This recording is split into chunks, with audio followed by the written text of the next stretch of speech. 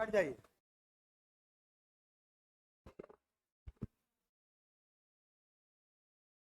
कल आपका पार्टी में टाइम गया और आज आपका आधा घंटा और गया। चलिए कोई बात नहीं।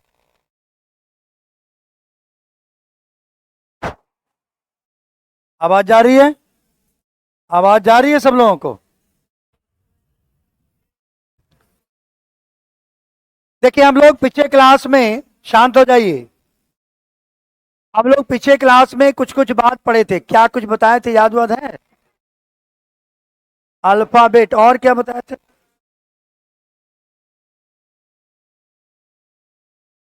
कितने प्रकार के वर्ड होते हैं ये मैंने बताया था।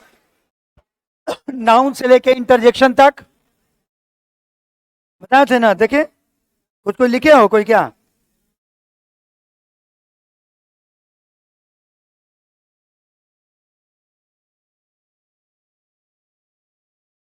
वर्ड के बारे में कुछ कुछ हमने बताया था आपसे। देखिए आज हम बात करते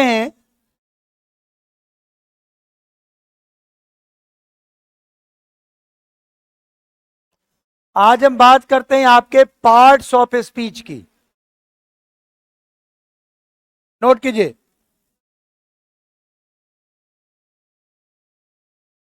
पार्ट्स ऑफ स्पीच, इसी को हम काइंड्स ऑफ वर्ड्स भी कहते हैं। ये शब्दों के भेद भी हैं, इसी को हम काइंड्स ऑफ वर्ड्स कहते हैं। शब्दों का भेद इसी को कहा जाता है। बोलो।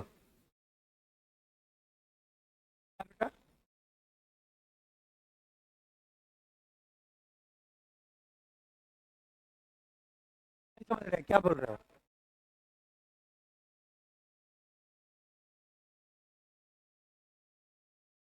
आज स्टार्ट ही हो रहा है तुम्हारा।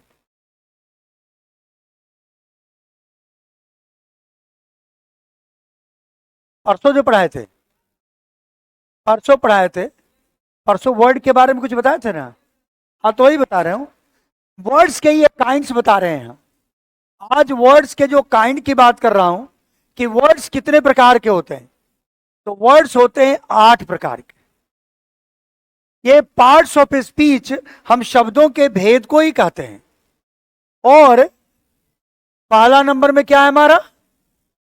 नोट करते जाइए। देखिए पहला है नाउन, संज्ञा। सब लोग नोट कीजिए, नोट कीजिए, नोट कीजिएगा। और सबके बारे में हम थोड़ी थोड़ी बात बताएंगे आपसे। दूसरा सर्वनाम। तीसरा एडजेक्टिव, जिसको कहते हैं विशेषण। चौथा है आपका वर्ब, जिसको कहेंगे क्रिया। एडवर्ब, इसको आप लिखेंगे क्रिया विशेषण। इसको पहले नोट कीजिए। Noun, pronoun, adjective, verb, adverb.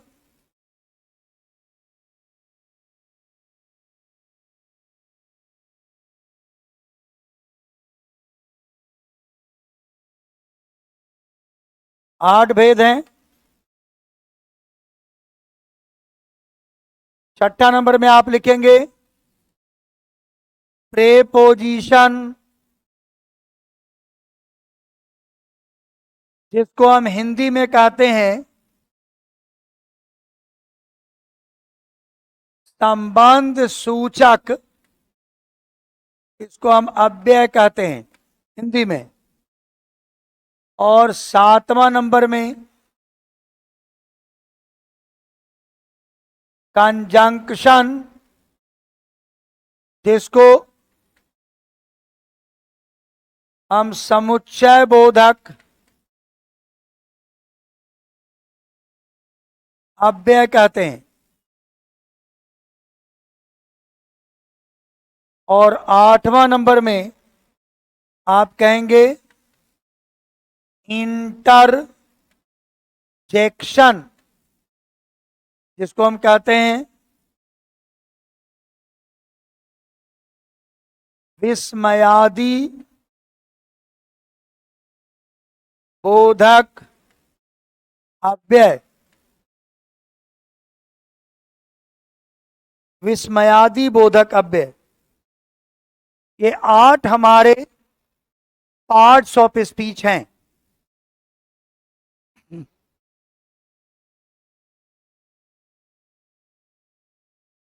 कल आप लोगों का इंग्लिश का क्लास नहीं हुआ था, इसलिए आप लोगों को ऑनलाइन में नहीं जोड़ा गया था।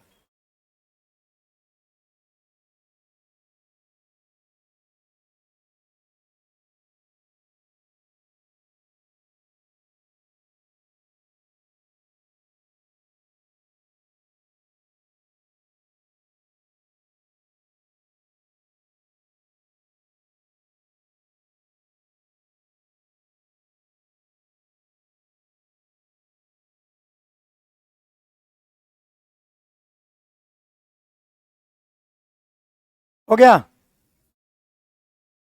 पहला शब्द हमारा क्या है? चलो यहीं से जरा शुरू करते हैं।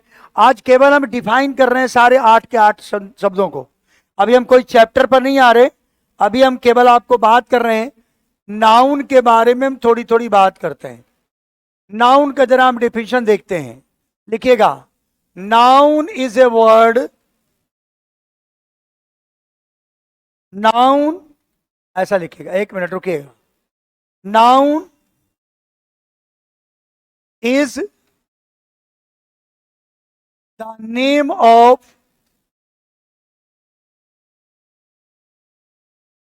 person, place and thing। Noun का एक डिफिनेशन हमारा यह है, नाउन किसी व्यक्ति, वस्तु और स्थान के नाम को कहते हैं। दूसरा डिफिनेशन हमारा, noun is the name of, और कह सकते हैं आप एवरीथिंग, प्रत्येक चीजों के नाम को नाउन कहते हैं। दूसरा हमारा डिफिनेशन ये हो सकता है। और तीसरा एक और डिफिनेशन देखते हैं, कहते हैं noun is A naming word.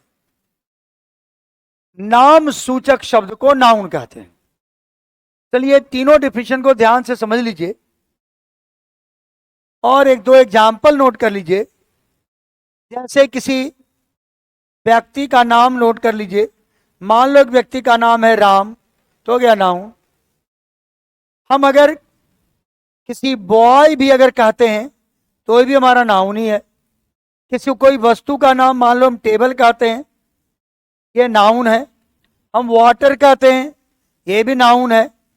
किसी भी वस्तु, व्यक्ति और स्थान के नाम को हम नाउन कहेंगे। जैसे हम पटना कहते हैं, देखो नाउन है। ये सारे शब्द हमारे नाउन है। नाउन का मतलब ही है जो नाम सूचक शब्द है, जो किसी व्यक्ति का नाम बता दे, किसी वस्तु का नाम बता दे, किसी स्थान का नाम बता दे, उसको क्या कह देंगे? चलो तो आप नोट कर लिए इसको। चलिए हम आपसे एक क्वेश्चन करते हैं, ध्यान से मेरी तरफ देखिए। हमारे हाथ में एक वस्तु है, दिख रहा है? हम इस वस्तु का नाम नहीं बोल रहे हैं, केवल हम आपको दिखा रहे एक वस्तु। हमारे हाथ में एक वस्तु है, बताओ ये नाउन है कि नहीं है? है? पक्का? ये नाउन नहीं है। ये नाउन नहीं है। क्यों नहीं है? क्योंकि हमने डिफिनेशन क्या कहा? किसी व्यक्ति, वस्तु और स्थान के नाम को नाउन कहते हैं। कोई वस्तु को नाउन नहीं कहते हैं, कोई व्यक्ति को नाउन नहीं कहते हैं, किसी स्थान को नाउन नहीं कहते हैं। व्यक्ति के नाम को नाउन कहते हैं, वस्तु के नाम को नाउन कहते हैं, व्यक्ति के नाम को नाउन कहते हैं। जब तक उस व्यक्ति का नाम नहीं कहा जाए तो वो नाउन नहीं है। नाउन, नाम और व्यक्ति में फर्क है। व्यक्ति पैदा होता है, नाम नहीं। नाम तो हम रखते हैं, ये लड़का ये लड़की, हमने नाम रखा है ना, ये मेल है ये फीमेल है। अगर मान लो जिसे हम आज लड़की कहते हैं, इसको शुरुआत से ही लड़का कहा जाता और लड़की को लड़का कहा जाता, लड़का को लड़की, तो आज हमारा नाम अलग होता कि नहीं? तो नाम तो हमने बाद में रखा है। ये जो हम उसको बाद में संबोधित करने के लिए जिस शब्द का प्रयोग करते हैं, ये नाउन है। चलो हम थोड़ा और तरीके से आपको समझाते हैं। मान लो बेटा ऐसा है, सपोज करो तुम्हें प्यास लगी है, ठीक है, मान लो तुम्हें प्यास लगी है और तुमने अपने भाई से कहा कि प्यास लगी है जरा पानी लेके आ। छोटा भाई है, अच्छा छोटा थोड़ा बदमाश भी होता है, बातें नहीं मानेगा तुम्हारा, बोला बार बार हम ही को बोलते हो। छोटा भाई को कहा पानी ले लो, आज तेरे साथ वो थोड़ा थोड़ा सा उसे थोड़ा शरारत करने के मूड में था वो, लेकिन शरारत करते समय आपको एक लेशन भी दे दिया उसने। क्या किया उसने? एक पेज लिया, एक सादा पेज उठाया और उस पर उसने लिख दिया पानी और लाके तुमको दे दिया। बोला ये क्या है? बोला पानी। पढ़ो क्या है? बोला पानी। बोला तो पियो। क्या कहोगे? बोले कि कैसे पिए? तुम बोलो ये कैसे पिए? बोले तुमको पानी पीने के लिए क्या जरूरत है? बोला पानी। तो बोले कि क्या है? बोला पानी। तो पियो। बोलो अरे ये तो केवल नाम है। बस बस, ये जो बेटा नाम है यही नाउन है। वस्तु जो ग्लास में वो नहीं लेके आया, वो लेके क्या आया आपके सामने? केवल नाम। इसी को नाउन बोलते हैं, वस्तु को नाउन नहीं बोलते हैं। ये वस्तु और नाउन में फर्क है। यानी आप नाउन नहीं है, आपका नाम नाउन है। मैं नाउन नहीं हूं, मेरा नाम नाउन है। व्यक्ति नाउन नहीं, व्यक्ति का नाम नाउन। स्थान नाउन नहीं, स्थान का नाम नाउन। और कोई वस्तु नाउन नहीं, वस्तु का नाम नाउन। अगर कोई वस्तु होता नाउन, अगर कोई व्यक्ति होता नाउन, अगर कोई स्थान होता नाउन, तो डिफिनीशन बदल जाता। डिफिनीशन क्या लिखा हुआ है? Noun is the name of ना, तो डिफिनीशन ऐसा होता, noun is a person place and thing. Noun is a person place and thing. क्या ऐसा डिफिनीशन है? अगर आप वस्तु को नाउन कहोगे तब तो डिफिनीशन ऐसा होगा, किसी व्यक्ति वस्तु और स्थान को नाउन कहते हैं ना। यह डिफिनीशन नहीं है, डिफिनीशन है किसी व्यक्ति वस्तु और स्थान के। इसलिए नाउन का सीधा और सरल सा संबंध किसके साथ है? नाम के साथ है। क्लियर है? अब नाउन और वस्तु के बीच का अंतर समझे। बचपन से नाउन पढ़े हैं, अब जाके डिफिनीशन समझें। अब आप डिफिनीशन समझें, क्योंकि हमारी आदत है, हम सब की आदत है, हम रटते ज्यादा हैं, समझते कम हैं। तो हमने डिफिनीशन रटा था, अभी डिफिनीशन को आप समझें कि नाउन कहते किसको, और ना ही किसी ने समझाया आपको। यही गड़बड़ था। दोष आपका नहीं है, दोष हमारा है। हमारा मतलब हमारे समुदाय का है, हमारे टीचर का है। क्योंकि आप तो बिल्कुल कच्चे बांस की तरह थे, आपको तो जैसा समझाया जाता वैसा आप समझते। मैंने आपको समझाया, मुझे किसी शिक्षक ने समझाया होगा, तो मेरे शिक्षक ने समझाया तो हम आपको समझा दिए। या नहीं भी समझाया, मान लो हम समझ गए, आज के बाद आप समझ गए। अब देखो बात करते हैं प्रोनाउन की। दूसरा शब्द लिखिए प्रोनाउन। प्रोनाउन का डिफिनेशन लिखिए। सब हम पहले वर्ड से आपको परिचय करा देते हैं। प्रोनाउन इज ए वर्ड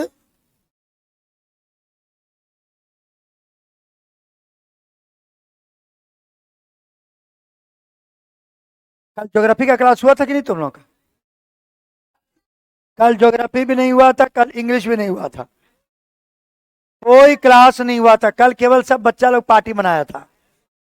देखो, pronoun is a word that comes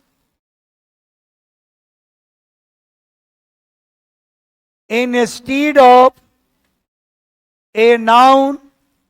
Pronoun is a word that comes instead of a noun to avoid its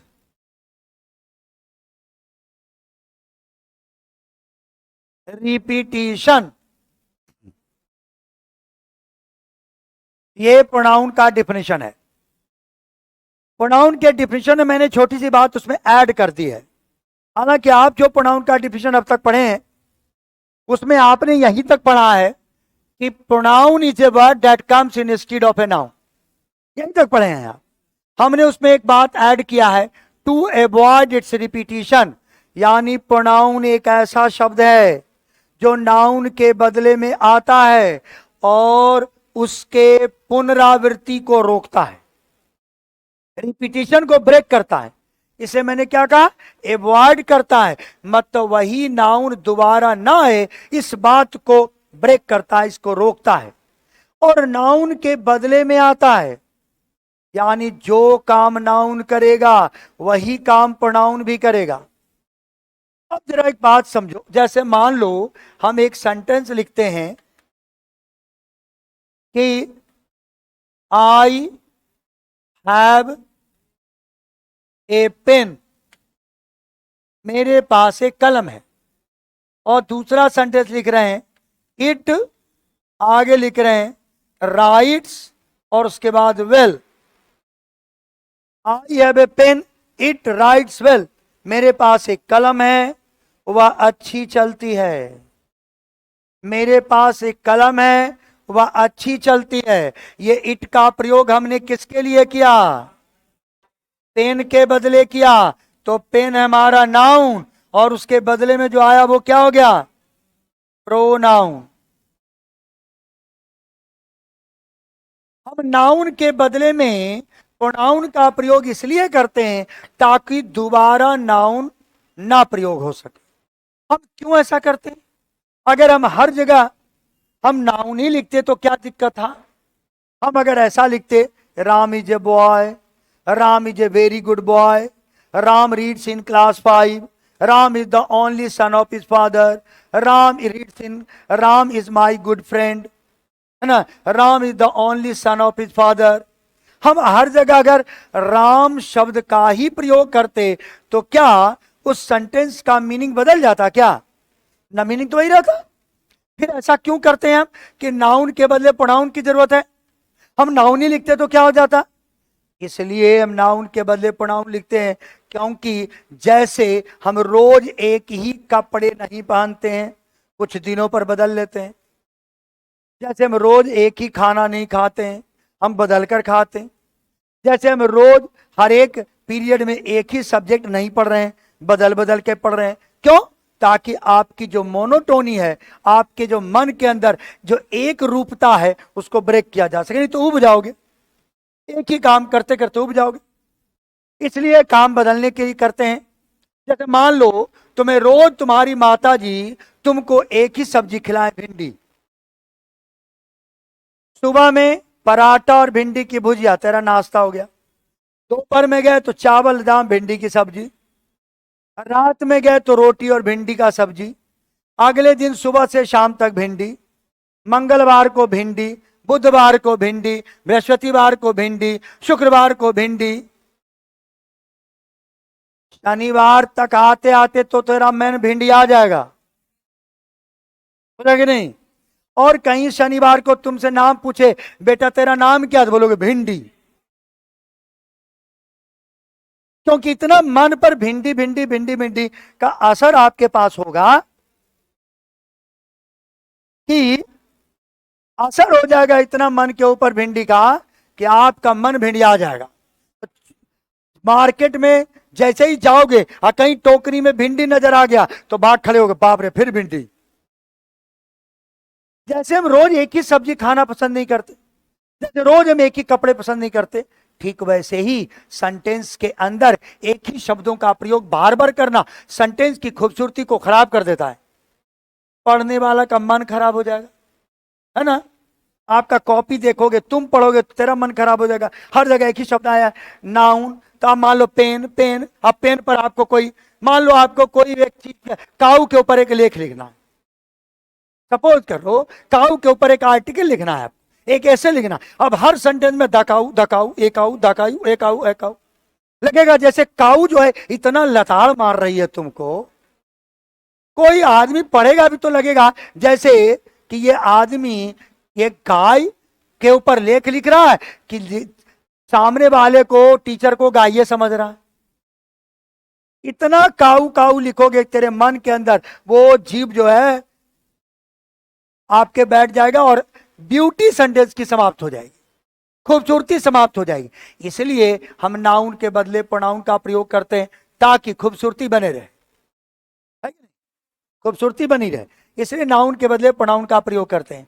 चलिए अगला शब्द है आपका एडजेक्टिव। चलिए एडजेक्टिव की बात करते हैं। एडजेक्टिव किसको कहते हैं?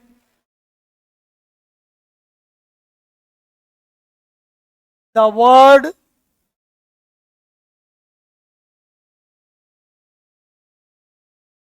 which qualifies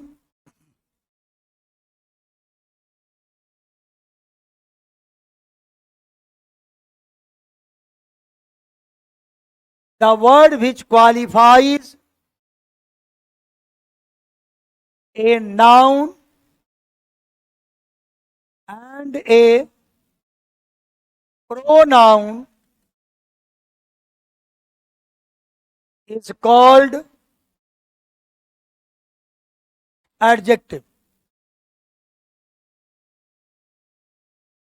The noun और pronoun को जो क्वालिफाई करे ऐसे शब्द को एडजेक्टिव कहते हैं। जैसे मान लो एक सेंटेंस कहते हैं I have a red pen, मेरे पास एक लाल कलम है। तो पेन नाउन हो गया आपका, और इस नाउन की विशेषता बताने के लिए कोई शब्द आया, कौन आया? रेड। तो रेड क्या हो गया आपका? रेड हो गया आपका एडजेक्टिव। रेड हो गया आपका adjective. I have a red pen, तो रेड आपका हो गया एडजेक्टिव। और देखिए एक सेंटेंस और देखिए, देयर आर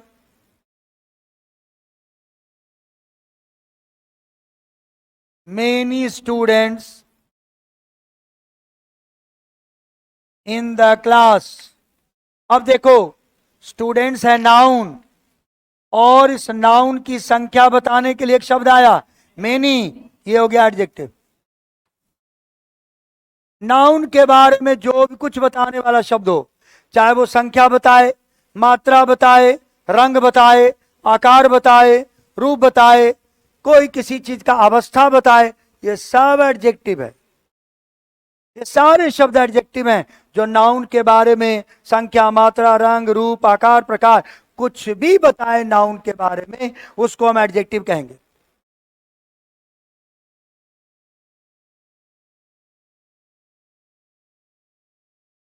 अब आपको मैं एक स्पेशल बात बता रहे हैं। आर्टिकल तो आप जानते हो, ए एंड डी, तीन गो आर्टिकल है। ये आर्टिकल भी तो एक शब्द है ना, आर्टिकल भी तो एक शब्द है। ए एन और दी, ये भी तो शब्द है। लेकिन जब आर्टिकल एक शब्द है तो शब्दों के भेद में आर्टिकल कहीं दिखा आपको? Noun, pronoun, adjective, verb, adverb, preposition, conjunction, interjection, कहीं आर्टिकल शब्द आया? तो आर्टिकल भी तो इसी में से कहीं होगा। आपकी जानकारी के लिए मैं बता दूं कि आर्टिकल भी एक प्रकार का एडजेक्टिव है। आर्टिकल भी क्या है? क्यों एडजेक्टिव है? क्योंकि आर्टिकल जब भी आएगा तो देखो नाउन के पहले आएगा। देखो यहां नाउन है ना, इसके पहले आर्टिकल आया कि नहीं? तो दी को भी आप क्या कहोगे? ये जो आर्टिकल है ये भी एडजेक्टिव ही है। तो जितना आर्टिकल है सब आर्टिकल को हम एडजेक्टिव भी कहते हैं, क्योंकि ये नाउन के बारे में ही बताने के लिए आता है। तो आर्टिकल भी एक प्रकार का एडजेक्टिव है।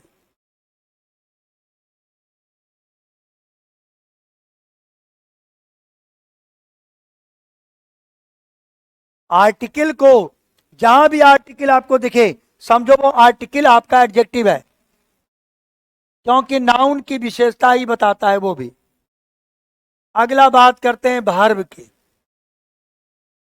वर्ब जिसको हिंदी में कहते हैं क्रिया, यानी आप कहिए the word that shows an action.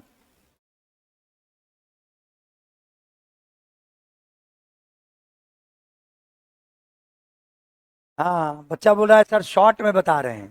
देखो अभी हम चैप्टर नहीं पढ़ा रहे हैं, अभी हम चैप्टर नहीं पढ़ा रहे हैं, अभी हम केवल आपको परिचय दे रहे हैं सारे शब्दों से। अभी इसके बाद हम आपको नाउन चैप्टर शुरू करेंगे, तो नाउन पूरा डिटेल्स बताएंगे, आर्टिकल पढ़ाएंगे तो पूरा आर्टिकल डिटेल्स पढ़ाएंगे, एडजेक्टिव पढ़ाएंगे तो पूरा एडजेक्टिव पढ़ाएंगे। अभी तो हम केवल परिचय दे रहे हैं, नाउन किसको कहते हैं, एडजेक्टिव किसको कहते हैं, प्रोनाउन किसको कहते हैं, अभी केवल डिफिनीशन पढ़ा रहे हैं। अभी हम चैप्टर पर आए नहीं हैं, अभी हम आपको केवल डिफिनीशन पढ़ा रहे हैं। The word that shows an action, इसको क्या कहेंगे, इज कॉल्ड वर्ब। अभी केवल हम परिचय दे रहे हैं, अभी मत समझो कि चैप्टर खत्म हो गया।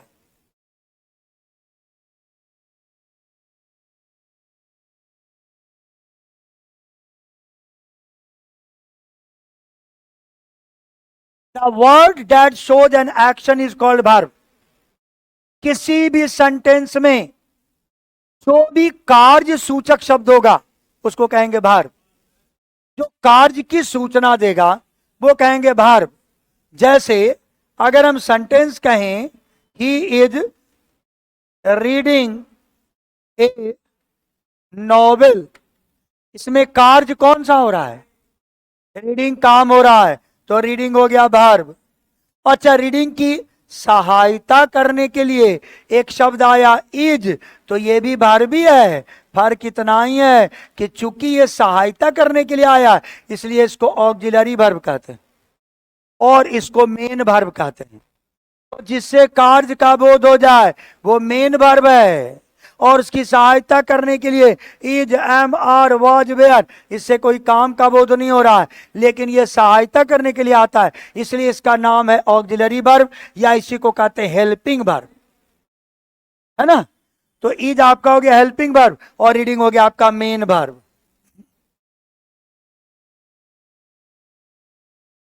तो कोई भी सेंटेंस के अंदर जो कार्य सूचक शब्द होगा उसको आप कहेंगे मेन वर्ब, उसी को असली वर्ब कहेंगे आप। जैसे एक और सेंटेंस देखो, I go to school every day. अब इस सेंटेंस में कोई काम हो रहा है सेंटेंस में जिसे किसी काम का बोध हो रहा है, कौन सा, जाने का, इसलिए यह वर्ब हो गया। इसमें कोई हेल्पिंग वर्ब नहीं है, केवल मेन वर्ब है।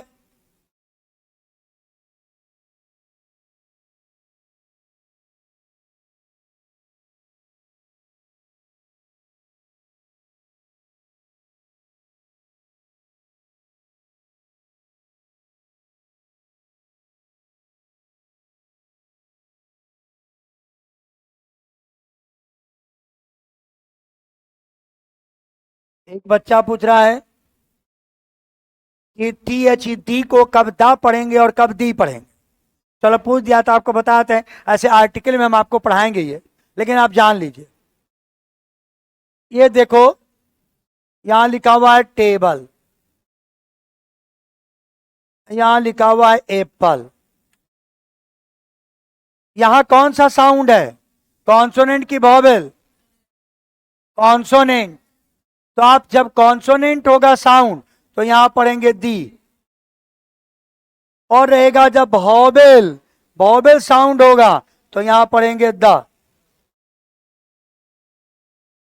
ठीक है ना। खैर ये हम आर्टिकल में फिर पढ़ाएंगे आपको, अभी इसका मतलब है नहीं, दी टेबल और द एप्पल। चलिए आगे बात करते हैं। तो इसमें आपको वर्ब दिखाई पड़ रहा है, कोई एक ऐसा सेंटेंस बताओ जिसमें वर्ब नहीं हो।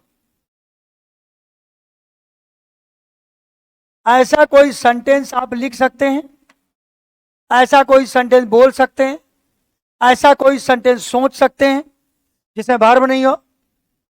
नहीं, ऐसा दुनिया का कोई भी सेंटेंस नहीं होगा जो बिना वर्ब का होगा। बिना वर्ब का कोई सेंटेंस हो ही नहीं सकता है। जैसे आप कोई सब्जी बनाते हो ना, और सब्जी बनाइए खूब मसाला तेल उल दे करके एकदम फ्राई व्राई करके, और उसमें केवल नमक डालना भूल जाइए, तो सब्जी बेस्वाद लगेगा ना।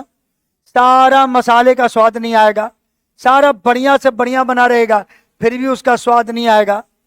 अब क्या करो, स्वाद के अनुसार थोड़ा नमक डालो और उसको थोड़ा फिर से गैस पर गर्म कर लो। अब देखो वही सब्जी जिसके अंदर कोई स्वाद नहीं था, अब सबके अंदर जान आ गया। ठीक वैसे ही ये जो वर्ब है, ये समझ लो सब्जी के उस नमक की तरह है। एक सेंटेंस ऐसा लिखो जिसमें नाउन भी हो, जिसमें एडजेक्टिव भी हो, जिसमें प्रोनाउन भी हो, जिसमें एडवर्ब भी हो, प्रीपोजिशन भी हो, कंजंक्शन भी हो, केवल वर्ब नहीं हो। ऐसा सेंटेंस नहीं हो सकता है।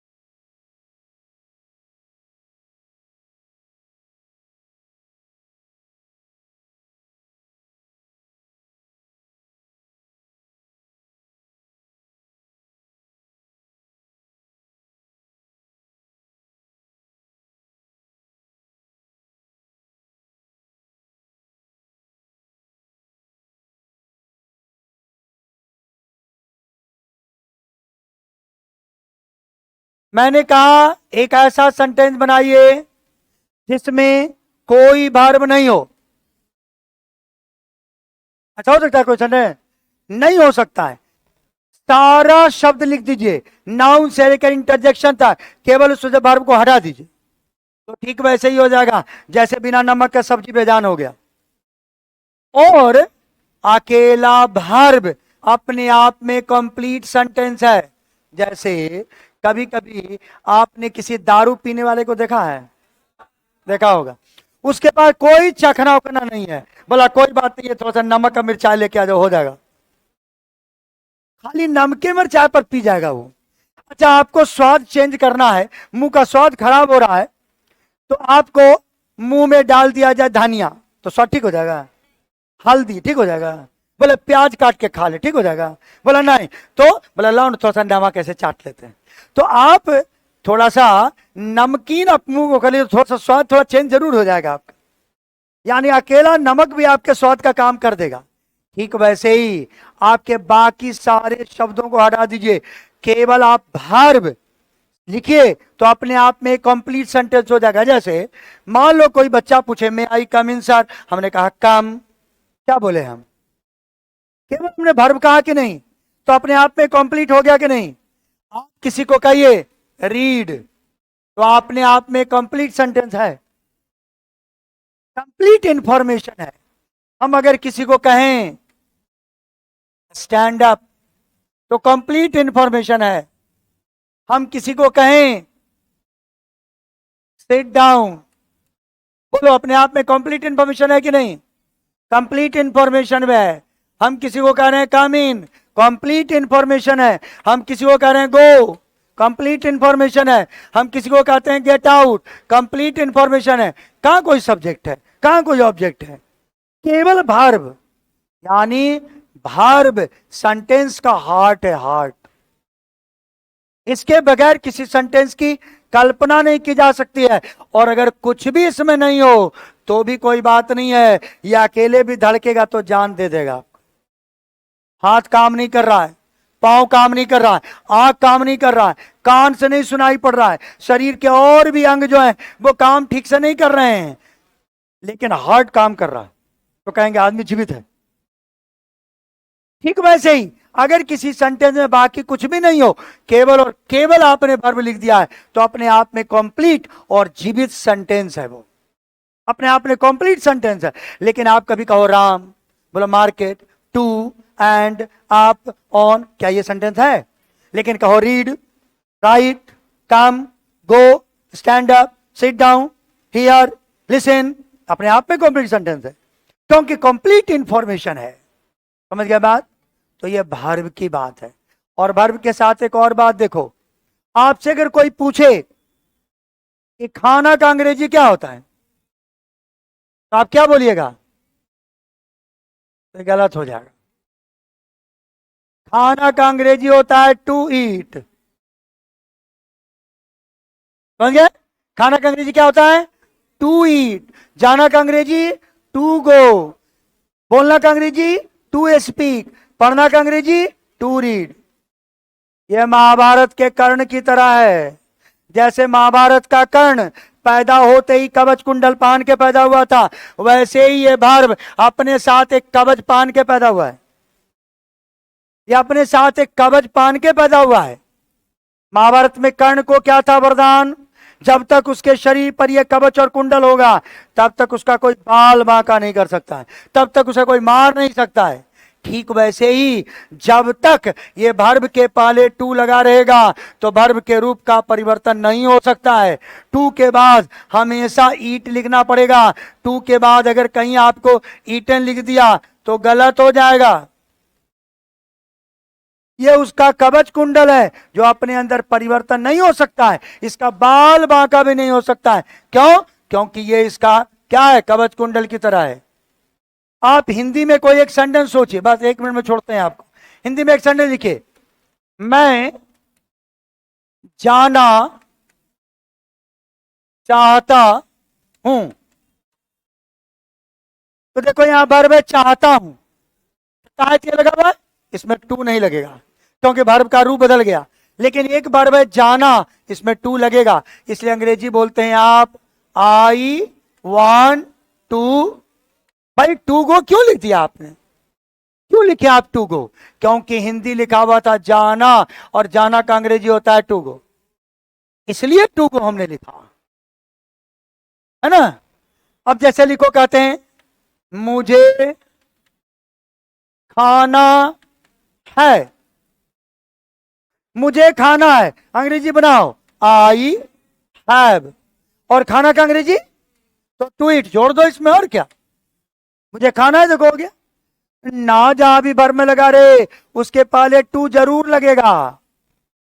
मुझे खाना की एक और अंग्रेजी होती है आई एम टू ईट। मुझे आई एम उसके साथ लगता है, टू ईट खाना। देखो ये वर्ब का रूप कभी नहीं बदल सकता है। आप ईटिंग नहीं कह सकते हो, टू ईटिंग गलत होगा, टू ईटन गलत होगा, टू ईट्स गलत होगा, टू एट गलत होगा। टू जब भी होगा तो भी बनी होगा। क्यों?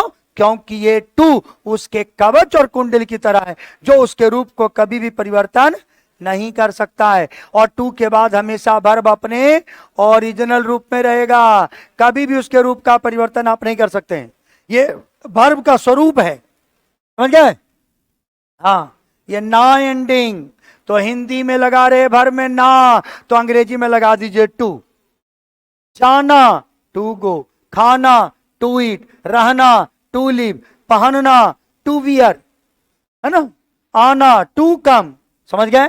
पीना टू ड्रिंक, आप केवल ड्रिंक नहीं कर सकते हैं, टू ड्रिंक।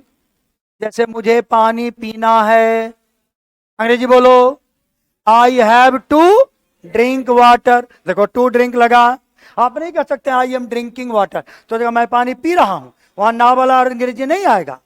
क्लियर है? तो आज यहीं तक, बाकी कथा अगले क्लास में।